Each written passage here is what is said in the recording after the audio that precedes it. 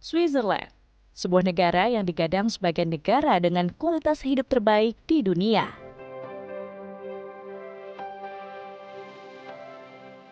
Saya mengunjungi beberapa kota di Swiss dan merasakan betapa nyamannya perjalanan menggunakan transportasi umum di negara ini.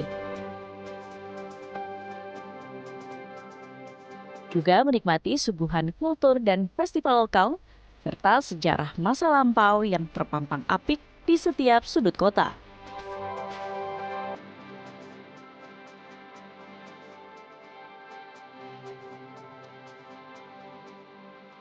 Saya Gadis Bianca dalam Journey Way to Explore.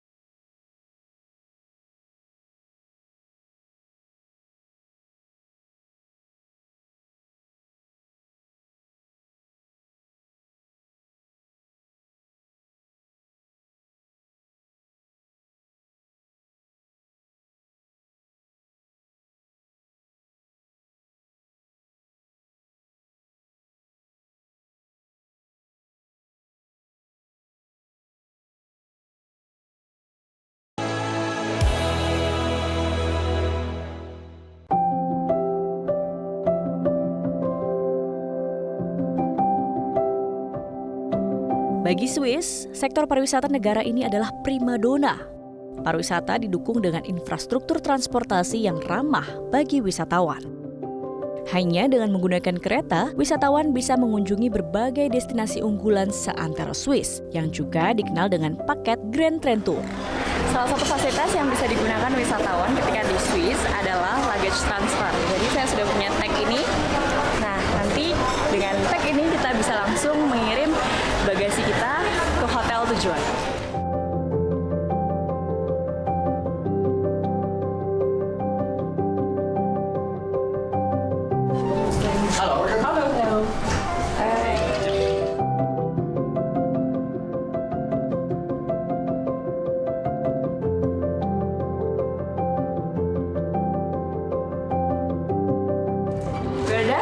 Oke, thank you.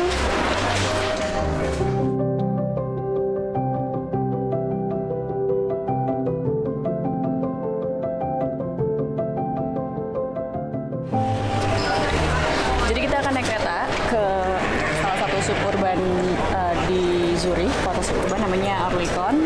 Terus nanti kita transfer ke Rheinfeld, ke Neuhausen Rheinfeld.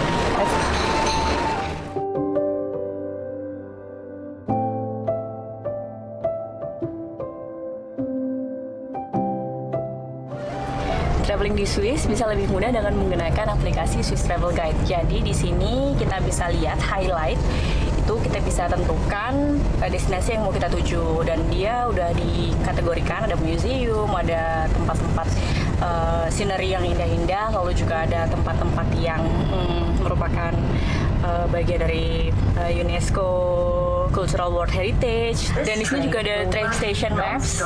Jadi kita nggak akan nyasar karena semua petunjuk ada di sini. Keren. Di Swiss Travel Guide juga terlihat kita sudah traveling berapa jauh. Di sini udah 3,7 km, tapi kita akan pergi lebih jauh lagi.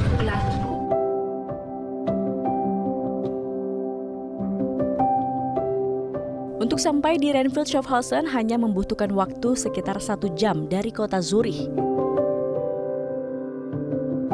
Ini dia Rheinfeld, air terjun terbesar di Switzerland. Kita sudah sampai di stasiun Neuhausen Rheinfeld. Kita mau ke air terjunnya.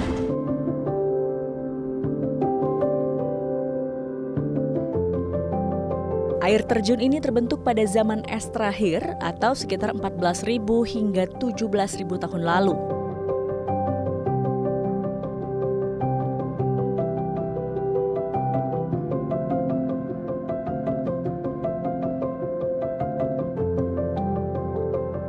Nah, kalau di musim semi, volume airnya lebih deras segaris itu karena lelehan dari salju di musim dingin.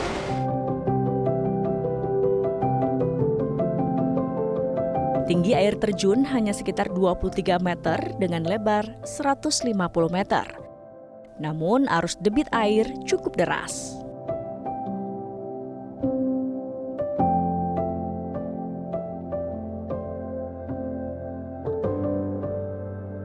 Pemandangan air terjun dengan batuan besar dan Kastil Laufen di balik bukit dengan gradasi daun musim gugur terlihat amat cantik dan juga memukau.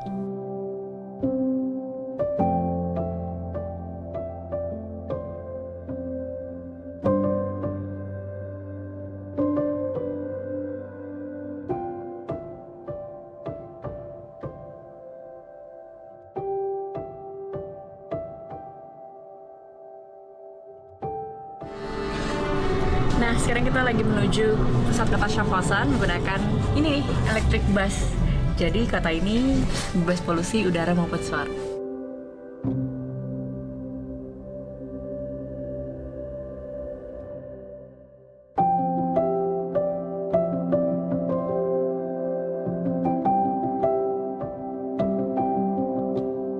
Jika sudah di Schaffhausen, rasanya tidak lengkap kalau tidak berkunjung ke kota tua.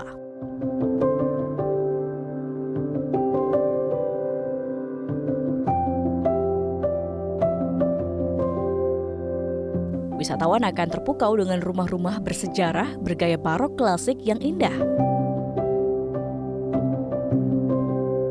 Jendela Oriel berarti jendela yang menjorok keluar dan pada masanya menjadi simbol status kekayaan.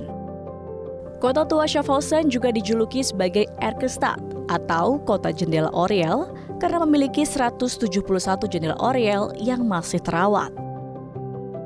Berjalan-jalan di area ini membuat saya merasa seperti ditarik ke era gotik dan barok khas Eropa klasik. Kota tua Schaffhausen peninggalan abad pertengahan ini memang secara kultural lebih dekat dengan Jerman. Bukan hanya bahasa, pengaruh Jerman juga meresap pada arsitektur bangunan kota ini. Seperti yang bisa kita lihat dari Kastil Munot yang berbentuk melingkar. Dibangun pada abad ke-16 dan menjadi landmark kota Schaffhausen, Munot ialah benteng dengan bentuk kubah unik seperti sarang. Jadi berbeda dengan kastil lainnya, Munot memiliki atap yang pendek dan lantai yang menanjak sekaligus berfungsi sebagai tangga. Nah, dari bagian atas kita bisa melihat landscape kota Schaffhausen yang begitu indah.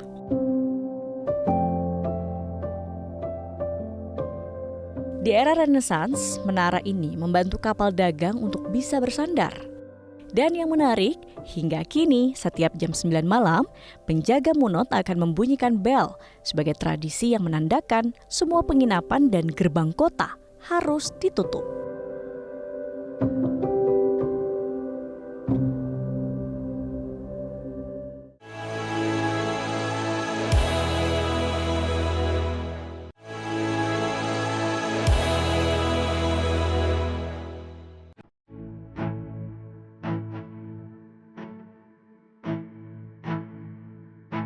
Mengunjungi Swiss di musim gugur rasanya waktu yang tepat untuk wisatawan asal Indonesia. Karena udara belum terlalu dingin dan sinar matahari juga masih sering muncul.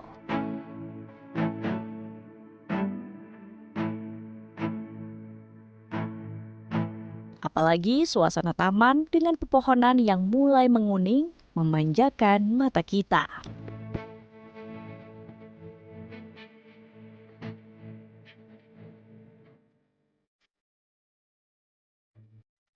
Sekarang kita mau eksplorasi kota St. Gallen menggunakan bus. Hanya dengan Swiss Travel Pass kita bisa menggunakan segala macam public transportation yang ada.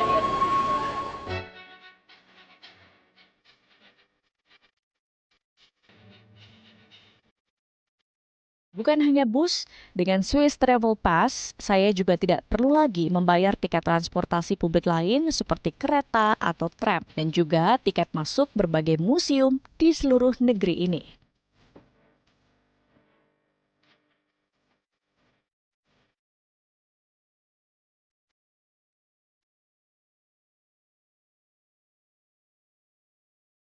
Sama seperti Schaffhausen, kota St. Gallen juga identik dengan peninggalan kota tua, peninggalan abad pertengahan yang masih terawat dan terjaga.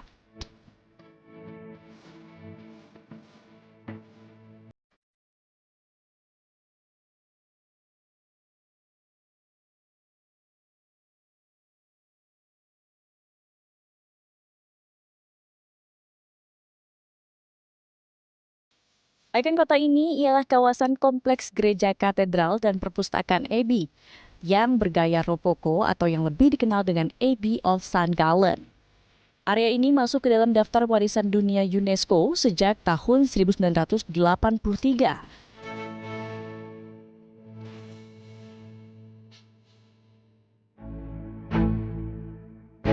Arsitektur bangunan dan interior Abbey yang sungguh menakjubkan. Perpustakaan ini bahkan digadang-gadang memiliki aula rokoko yang paling indah di dunia.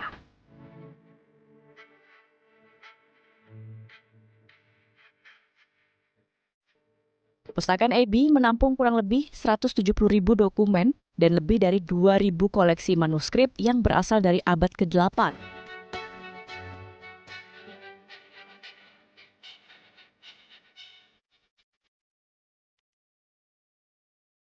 Jadi perpustakaan ini memiliki koleksi buku-buku dan juga manuskrip dari abad ke-14. Sebetulnya bukan hanya ruangan ini saja perpustakaannya, tetapi juga banyak ruangan lain. Hanya saja pengunjung cuma bisa mengunjungi ruangan ini. Nah, karena perpustakaan ini banyak menyimpan koleksi tua, wisatawan yang ingin berkunjung ke Abbey Library tidak bisa terlalu lama karena ada batasan durasi waktu dan kapasitas jumlah pengunjung yang diterapkan oleh pengelola.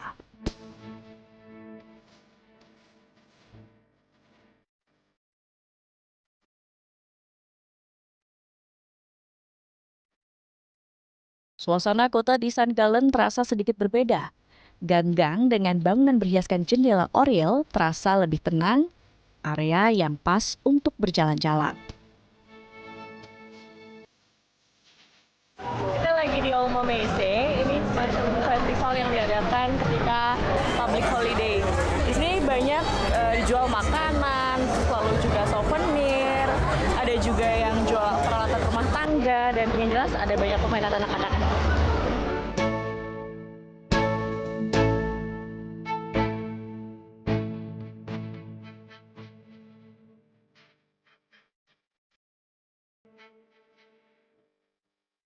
Nah, di minggu kedua dan ketiga bulan Oktober, masyarakat Swiss tidak akan melewatkan festival tahunan satu ini.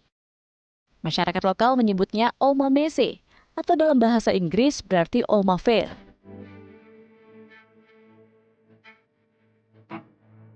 Salah satu pameran paling populer seantero Swiss yang telah berlangsung selama 76 tahun. Tiap tahunnya, sekitar 400.000 pengunjung dari berbagai kanton di Swiss, bahkan dari negara tetangga seperti Jerman, menyempatkan waktu untuk menghabiskan waktu senggang mereka di pameran ini.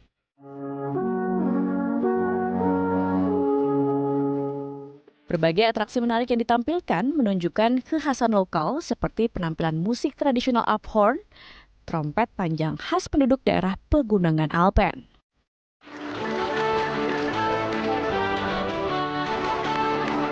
Nah, selain itu yang juga ditunggu-tunggu oleh pengunjung dan menarik perhatian ialah balap babi Sauli atau yang lebih kita kenal dengan nama Piglet. Para penonton tampak amat terhibur dengan tingkah lucu babi Sauli yang berlomba.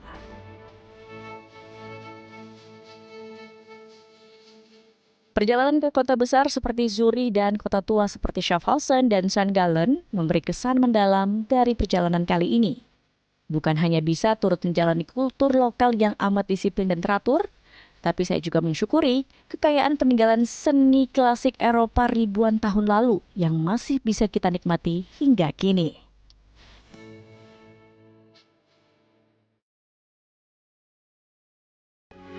Metro TV. Jelajahi cara baru mendapatkan informasi. Download Metro TV Extend sekarang.